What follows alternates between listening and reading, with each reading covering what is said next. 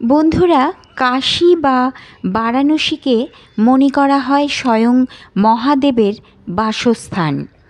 এখানেই তিনি অবস্থান করেন বলে মনে করা হয়। বারাণসীর প্রতিটি জিনিসের মধ্যেই মহাদেবের বাস। জেনে নিন কাশী বিশ্বনাথের কয়েকটি অজানা রহস্য। হিন্দু ধর্মাবলম্বীদের কাছে কাশী অথবা বেনারস অত্যন্ত পবিত্র একটি শহর। প্রচলিত বিশ্বাস অনুসারে মহাদেবের ত্রিশূলের ডগায় কাশীর অবস্থান। একে শিবের শহর বলা হয়ে থাকে।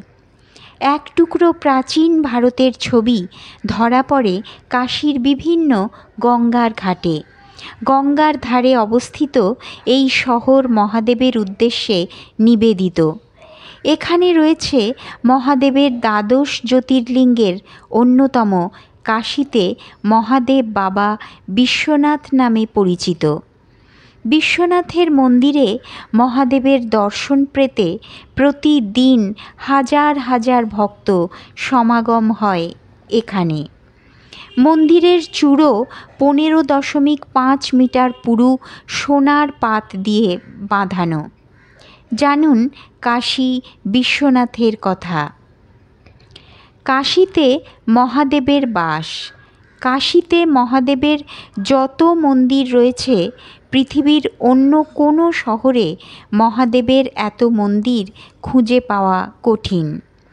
কাশীর বিশ্বনাথ মন্দির সারা বিশ্বের বিখ্যাততম মন্দিরগুলির অন্যতম। কথিত আছে মহাদেব ও পার্বতীর বিয়ের পর তাঁরা কৈলাস ত্যাগ করে কোনো সিদ্ধ স্থানে বাস করার সিদ্ধান্ত নেন। মর্তে কোথায় বাস করবেন তা ভাবতে ভাবতে শেষ পর্যন্ত কাশীতে থাকার ব্যাপারে তারা মনস্থির করেন।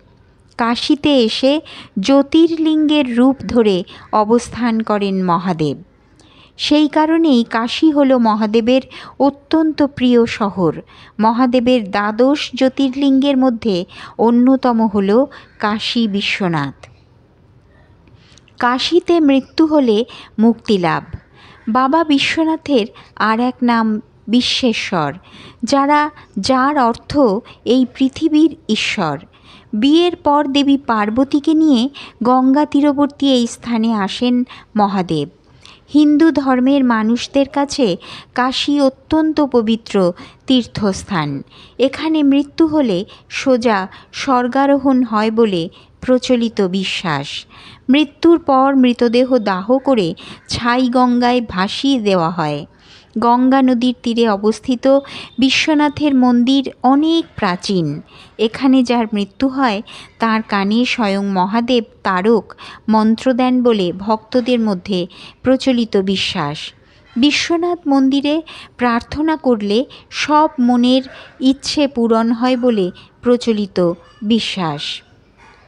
পৌরাণিক কাহিনী পুরাণে অনুসারে স্বয়ং মহাদেব একবার ব্রহ্মা এবং বিষ্ণুর মধ্যে কলহ থামাতে একটি আলোর শিখায় স্বর্গ, মর্ত এবং পৃথিবীকে বিদ্ধ করেছিলেন।